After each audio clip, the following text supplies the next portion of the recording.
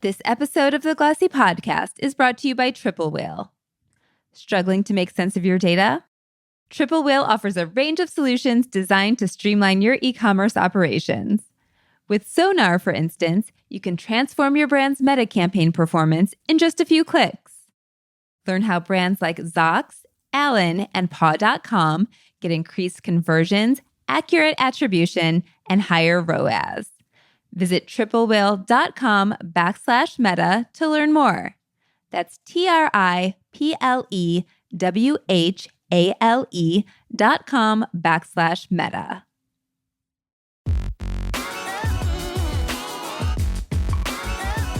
Hello and welcome back to the Glossy Week in Review podcast. I'm your host, senior fashion reporter Danny Parisi, and I'm here with our international reporter, Zofia Zviglinska. Hello, Zofia. How are you feeling? Yeah, good, thank you. I'm off on holiday in a little bit, so I'm just like itching to go. I was going to say you have the wonderful long European vacation, which us lowly Americans are like so jealous of. But yes, we are swiftly coming up at the end of the year. I think we've got a couple more normal Week in Review episodes, and then we've got some end of the year stuff planned for around the end of December. It's going to be fun.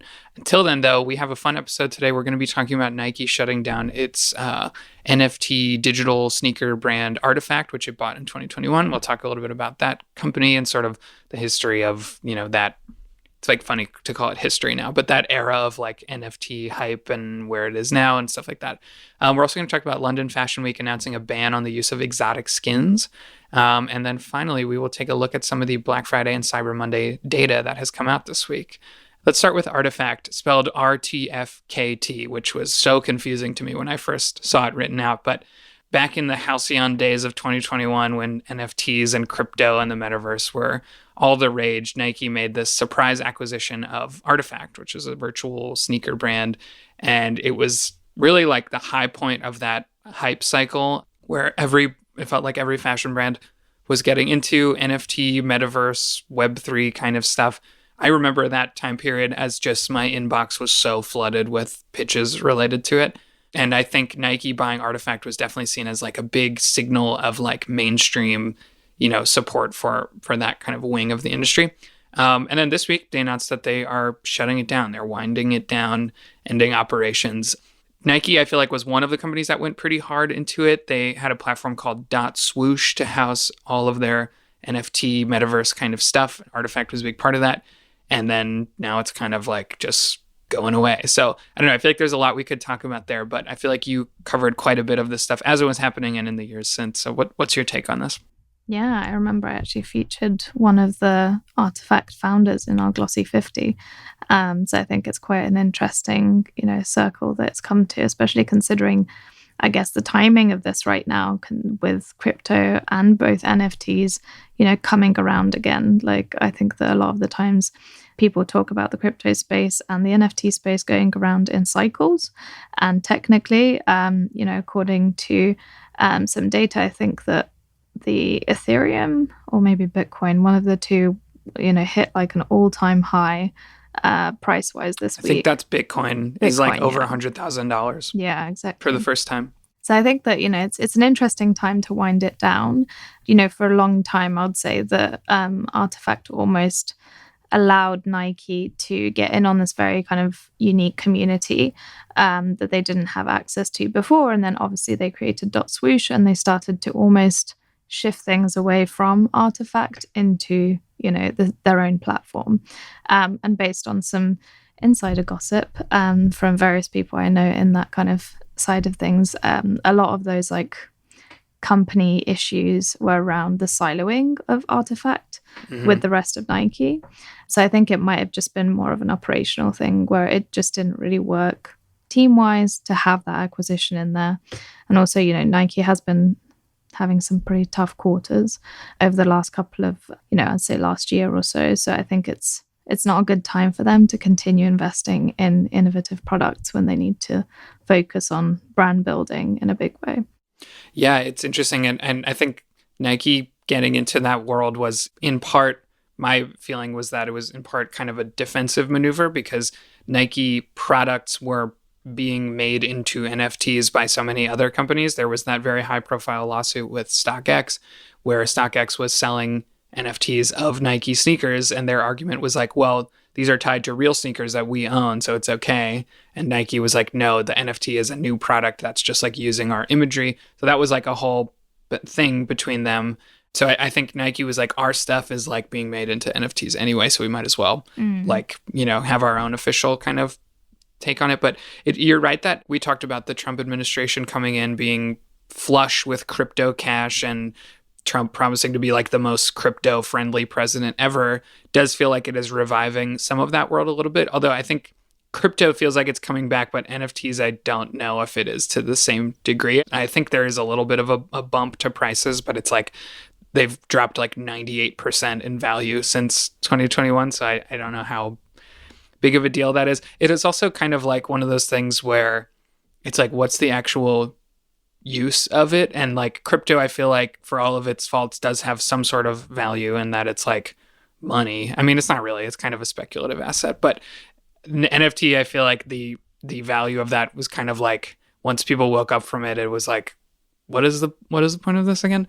So that's my feeling, at least. I know I'm a little bit more skeptical of this whole world, but yeah, I wonder if Nike wants to get back into anything related to this space, it probably would be more in the crypto space rather than like NFT or metaverse stuff, which I feel like has kind of been left behind by a lot of big companies. Yeah, I think that it's mainly just about that investment. Like it takes a lot to kind of manage that whole space in terms of resources. You know, you need people who are overseeing communities. You need someone who understands that infrastructure and is able to kind of run it well on that back end so that people don't have, a bad experience with that kind of customer service side of things. Because a lot of the times those NFTs were tied to, real world kind of perks or shoes or something else. And, you see that now with Adidas, who are mainly kind of partnering with Step and Go, which is a kind of game where you basically collect points as you move. And they're still continuing with that project, even though that's, NFT based. I think it's different for them because they've seen something which has actually worked. And it's their third collaboration, I believe. So they're not acquiring anyone like Nike did with Artifact, but they are continuing that collaboration and they're still growing that community. So it's interesting to see, so big a player like Adidas still continuing on with that journey, even though, as you said, like the space has cooled off in a pretty big way. Yeah, I mean, I remember at the time my feeling and talking to some people in the space was that a lot of the hype element of it was gonna like sort of die off, and like because a lot of NFTs were literally just like a picture and you buy it and it's like, okay, now you own it, cool. It's like no value really beyond that. But I remember people saying that there were a lot of like more practical uses for the technology that were kind of being overshadowed by the insane prices of like the kind of more just speculative parts of it. And, people told me that once that kind of dies down, which I think it has now, those more practical use cases would shine through. And I think that's probably still true, but I'm not as plugged in, so I haven't seen as much of it. You talked to Adidas yesterday or this week? Yeah, I talked to them this week about the project. I'm hoping to go into it a little bit more in the fashion briefing that will be out this week as well. So I'll divulge in that a little bit more. But it seems like they're more invested in that. And they're also taking a more temperate approach by not, going all in and trying to, acquire any of these companies, which might be, a little bit risky because obviously, Artifact only lasted, let's say, 2 years. I think it's not something that was a particularly long-term investment, especially at the way that, Nike went after that and how things went for them. But, in terms of other applications, you talked about, practical applications of NFTs, it's always that kind of blockchain element. And I think that in our world, at least, like the most obvious, I guess, example of that would be the Aura blockchain consortium, which has a whole load of luxury brands using it to basically authenticate their goods on chain. And that's like the most easy way, I think, of looking at utility outside of just, NFTs. Yeah, the authentication aspect has always seemed like the most obvious practical use of the technology for fashion. So maybe we'll see some more of that. one other element of this to talk about is that the shutdown of Artifact comes only, I think, 2 months after Nike's new CEO, Elliot Hill, came on board. And the Artifact acquisition happened under the previous CEO, John Donahoe. So this definitely feels like maybe this was in the works already, but it does feel like it's part of kind of the new regime is, sweeping away stuff from the previous era that maybe wasn't working. So we will see where he takes Nike from here. Do you want to move on to London? Yeah, that's good. Yeah, so London Fashion Week announced this week a ban on the use of exotic skins in its show. That's like crocodile, snake, reptiles in general, I guess. I think regular cow and goat and sheep leather is still okay. But this comes after London Fashion Week also banned fur last year. And I wanted to talk about this because on the one hand, like I feel like we've seen over the years a steady move away from like fur and leather, and especially exotic leather from like endangered animals and stuff. Like I feel like that has become kind of like not okay to do. The ethics of it have become pretty obvious. But at the same time, I also am feeling like recently, especially in the last year, that more companies are kind of like starting to not care as much about appearing progressive or in touch with stuff. So like feels like a weird back and forth there. Like some things I feel like are progressing and some are maybe regressing in a way. But what do you make of this rule? And do you think also that it has anything to do with London's kind of like competition with the other big European fashion weeks? Yeah, I mean, I think that, this is a move that is, I guess, the first out of the other fashion weeks to do so. As you mentioned, obviously, all of the other big fashion weeks have prohibited fur already. And, the kind of starting point for that was in Copenhagen with Copenhagen Fashion Week, which has always been more tied to sustainability and also, animal welfare than maybe some of the other fashion weeks. I think their decision to ban fur came in 2022. And, that's something that I guess is always been like the tipping point. I think it's coming at an interesting time for London Fashion Week because obviously Caroline Rush is leaving the BFC and she's been spearheading it for, I think, almost 20 years now. This week with the Fashion Awards, she gave a very kind of heartfelt speech about, what it's going to take to move London Fashion Week forward, but she's going to be stepping back and we're still unsure who's going to be kind of taking the reins in terms of where that direction is going to be. But I do think it might be a slight deference on the part of London Fashion Week of like pulling away attention from some of the other bigger issues that are affecting designers in this capital. It's quite an easy move nowadays, I think, to ban exotic skins because it's not a material I think that a lot of young designers who make up the most of London Fashion Week would use simply because of the cost. Like it's not something that they would be particularly interested in. And, you see it in other kind of areas. The only times when maybe more exotic skins are used is when they're used by by brands who are keen on eradicating invasive species, which is, I think, something that I've seen happen with the sneaker brand called P448. I think they've used fish scales and I believe something from a python, which are both considered invasive species in specific parts of the world. So it's almost like a waste product. Interesting that there's no focus on leather, like at all. And I'm wondering, what that kind of says about, again, making kind of real change. And it kind of calls to your point about, whether brands are really caring about this or if they're a little bit less, fussed about keeping to all of these guidelines. This feels like the lowest thing that you can do on the checklist in terms of kind of moving things forward. Yeah, I think you're right to describe it as a safe move. I was doing a little research and like crocodile leather and snakeskin stuff is like definitely still out there. It's definitely expensive. And so you'll see it more at like super luxury handbag brands and stuff. Like you can get, I'm pretty sure you can get a Crocodile Kelly bag. Yes. Don't quote me on that, but like there's like the really expensive handbag brands are definitely still using this. But you're right that like I think a lot of the designers at London Fashion Week are not. So it was kind of an easy, like you said, like an easy thing to do. It's like I remember being a kid and for Lent trying to give up broccoli or something, and my mom was like, "No, you have to give up something you actually like want to eat." But yeah, I think the lack of comment on like sort of like leather, like regular leather is interesting, since that would be way harder to do, but that's kind of untouched.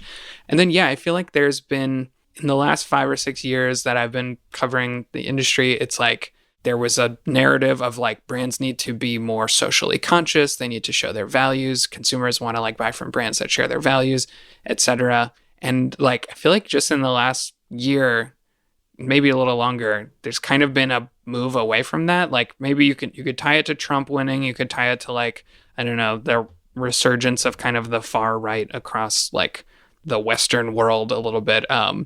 Maybe it's like, I feel like DEI stuff is another thing where like a lot of brands were really into that for a while, and now it feels like they're like, maybe we'll just not care about that anymore. And actually another thing I was going to mention was, I think at Paris Fashion Week there was was it PETA or a different group that like stormed a Hermes show, like protesting leather. So like, it's not like people don't care, but I do feel a little bit that companies are like realizing that they can sort of just not do stuff like that, and it doesn't really hurt them that much. Like we talk all the time about how a lot of people tell me that like companies like Shein, these super low cost Chinese brands, are like so bad for the environment. They have such terrible working conditions. And then separately, they're like, young people want brands that like represent their values, but then a bunch of young people are buying from Shein. So like, it doesn't change the morality of it, but I do think that maybe some companies are realizing that it maybe doesn't hurt the bottom line as much as they were concerned it would, to just not do that stuff, which isn't good. Like, it shouldn't just be about the bottom line, but like it kind of is for a lot of companies. So for most, I would say, I don't know. So that's just a feeling I've had, is there sort of like this unwokening happening a little bit, where they just kind of like stop giving a shit. Yeah, definitely. And I think you're seeing that kind of across the board, as you mentioned. Like, I don't know if you saw, but Coca-Cola's kind of like gone back on its plastic pledge, saying that now they're not going to reduce the amount of plastics, they're just going to change it for ones which are going to be recyclable. And again, this comes like hot off the heels of COP, and the I guess the agreements that were supposed to be made around plastic commitments. And I feel like this is just like a bigger part of that, like chasing that bottom line and kind of making sure that profits keep growing is becoming way more of a priority for brands. It's almost like, it's kind of a race at any cost at this point. Yeah. And COP was kind of depressing to read about for me, because it was hosted in Azerbaijan, which is like a petrostate. Saudi Arabia just like vetoed anything that would actually move the world away from like fossil fuels.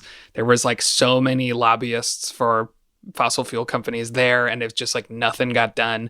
The US, like Trump is literally going to remove the US from the Paris Accords. It's like, feels like the opposite of progress is happening in a lot of ways. And I feel like, the companies in our industry like kind of are feeling that, and they're like, hey, we can just like be regressive kind of openly, and it's like kind of fine. Yeah. So it's interesting though, because like the EU targets are still going to be in place, and like granted they might move some of the deadlines, but something that I'm writing about this week is, for example, the kind of right to repair, and also I guess the more widely just like thinking about all of those different country specific regulations that people are going to have in the EU. So obviously in France, like that's the fast fashion bill, that's the kind of right to repair thing, which is going to be coming into place in 2027.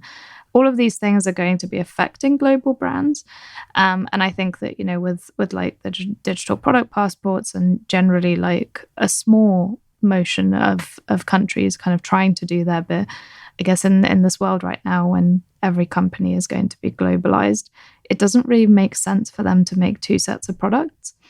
So I'm wondering, like, even if that small minority of countries is able to do something, is that going to be enough to kind of shift things across the board, because they don't want to be producing things twice? No, that's a really good point. And my sort of American-centric view is like, oh my God, this is so disastrous. We're pulling out of the Paris Accords. And it's like, I'm trying to remind myself that the US is not the only actor in the world, and the EU has definitely like has problems, but is a lot better about this kind of stuff. So that's good.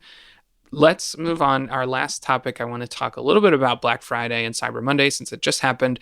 The National Retail Federation released some data that showed that actually fewer people shopped this season, in the US at least, than usual. Just under 200 million people bought something on Black Friday or Cyber Monday, which is down like 2% or a little under 2% from last year. It's still like 2/3 of the US. That's a lot of people, but it's definitely decreasing. I actually did the opposite. Like for me personally, I usually skip. Like I don't really like participate in this whole thing, but this year I did buy some stuff. I don't know why. Maybe I just kind of like my natural holiday shopping just happened to line up. Really, I wasn't like seeking out the deals necessarily, but I was like thinking about getting gifts, or maybe because I was with my wife's family and I was like thinking about getting them gifts and stuff, and then I was like looking at stuff and I saw it was on sale and I was like, why don't I just do it right now? But I normally don't. I'm one of the people who kind of sits it out usually. So it's interesting that the world had the opposite. I'm like, everyone should just be following what I do, but the world had the opposite kind of. It seemed like fewer people participated. I think part of that is like people are just extremely, extremely price conscious, very protective of their wallets, and really wanting only the best deals, which is like, it's always true, but it does feel like the increasing cost of like anything and everything has made people like really cautious about when and where to spend their money. So I don't know, what did you think of some of the data that came out after the week was over? Yeah, I mean, I agree. I think that a lot of people are spending less, and again, they're being more choosy about where they're going to be spending. I was on a panel with List and Launch Metrics kind of before the holiday season. Even then, we were talking about, how people are being very specific, months ahead of time in terms of knowing what they want to buy, when it's going to be on offer, and, waiting for the absolute kind of biggest discount they can get. Because I think nowadays, when you think about it, I don't think discounts of like 30% really do it that much anymore. Like you'd want to have something bigger, and that usually either happens because you couple discounts or you have coupons, or you're able to kind of do something to even get more money during this kind of specific discounting season. And that's something that I've seen from a couple of different companies that have provided data.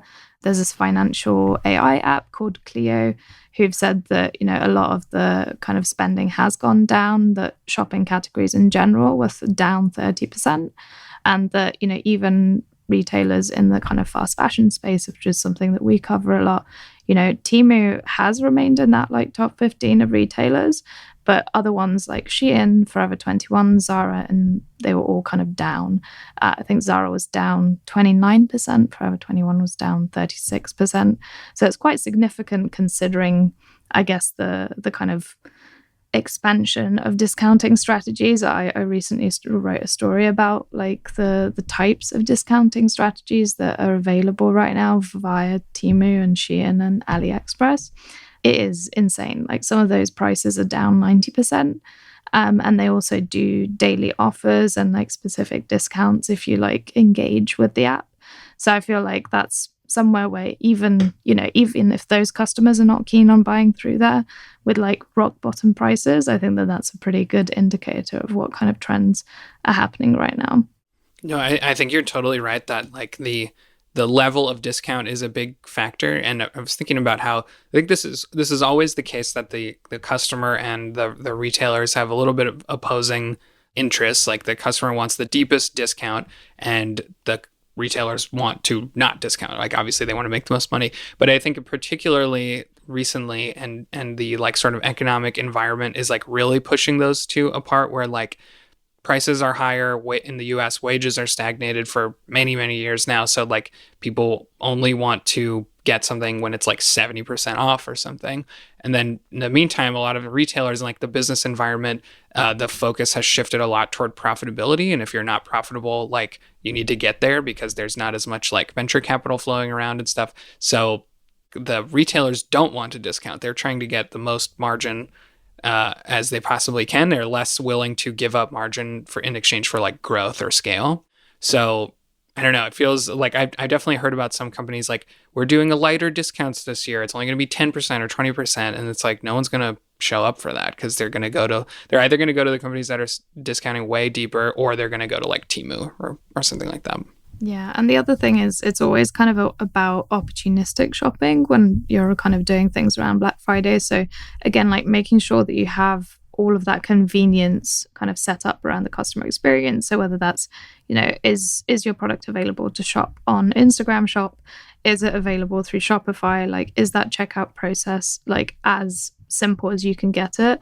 Like, those kind of things affect, what kind of purchases you make on your phone, which, mobile shopping in general was up in a big way this year. I feel like that's kind of the main platform that people are shopping on right now, because again, it's you see something, you click on it and like you buy it there and then.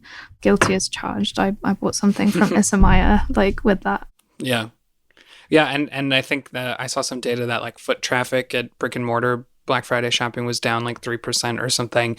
And that's like kind of an interesting cultural thing, because I feel like that used to be in the US this common cultural experience of like waking up at the crack of dawn the day after Thanksgiving and then going and like fighting a suburban mom over a TV at Best Buy, and like that just doesn't really happen anymore. Maybe the pandemic was like kind of the death knell of that, but I'm like, that's just a practice that I think a lot of Americans don't do anymore. But also, it was never really that fun, and I didn't really like doing it, so I like I'm happy that that's over. Well, this has been a great conversation. Thank you, as always, for being here, Zofia. Thank you, Danny. For those of you listening, don't forget to give us a rating and a review, whether that's Apple Podcasts, Spotify, wherever you listen to this podcast, because that helps us out so much. And don't forget to subscribe to the Glossy Podcast to hear interviews with industry insiders every Wednesday and week in review episodes with me every Friday. Until next time, thank you all for listening.